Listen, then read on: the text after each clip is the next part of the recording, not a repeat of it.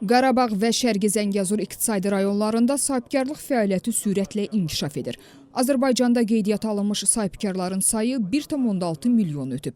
Bu fikirləri Sahibkarlar Təşkilatları Milli Konfederasiyasının prezidenti Məmməd Musayev Sahibkarlar gününə, eləcə də Konstitusiya və Suverenlik ilinə həsr olunan Konstitusiya və Suverenlik Azərbaycanda sahibkarlığın inkişafı mövzusunda keçirilən konfransda bildirib. Bundan əlavə 212 mindən çox artıq hüquqi şəxs statusuna malik sahibkarlıq subyekti fəaliyyət göstərir ki, bu da əvvəlki ilə müqayisədə 7,1% artım deməkdir. Birlikdə həm konstitusiyamızın təmin etdiyi hüquqlardan bəhrələnərək, həm də dövlətimizin yaratdığı iqtisadi imkanlardan istifadə edərək daha güclü sahibkarlıq icması qurmağa çalışacaq.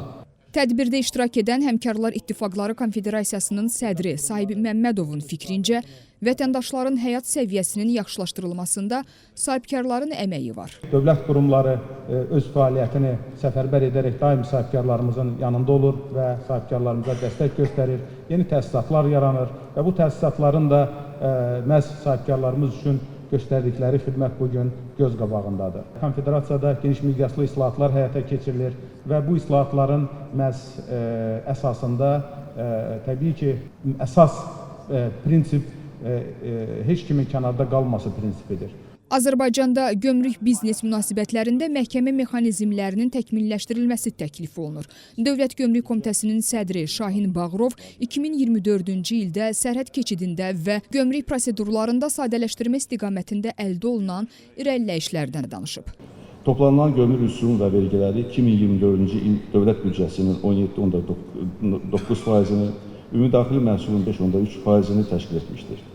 Büdcə daxil olmalarında 2024-cü ilə və 2023-cü ilə müqayisədə 4,9% artım olmaqla 6 milyard 648 milyon manat vəsait dövlət büdcəsinə köçürülmüşdür.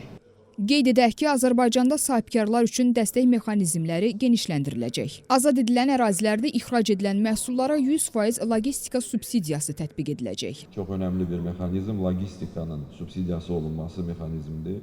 Bu qeyri-ənənəvi bazarlara ixrac üçün tətbiq ediləcək dəstək mexanizmidir və bu sözü gedən mexanizm çərçivəsində logistikamızın 75%-nə qədər subsidiyalaşdırılması nəzərdə tutulur. İşğaldan azad olunmuş ərazilərdə isə ixrac olunan məhsullara bu subsidiyanın 100% qədəri tətbiq olunacaqdır. İqtisadiyyat Nazirliyinin dəstəyi, Kiçik və Orta Biznesin İnkişafı Agentliyi və Sahibkarlar Təşkilatları Milli Konfederasiyasının təşkilatçılığı ilə Bakıda Sahibkarlar Günü və 2025-ci ilin Konstitusiya və Suverenlik ili elan olunması münasibəti ilə keçirilən Konstitusiya və Suverenlik Azərbaycanda sahibkarlığın inkişafı mövzusunda konfransın iştirakçıları Prezident İlham Əliyevə müraciət ünvanlayıb.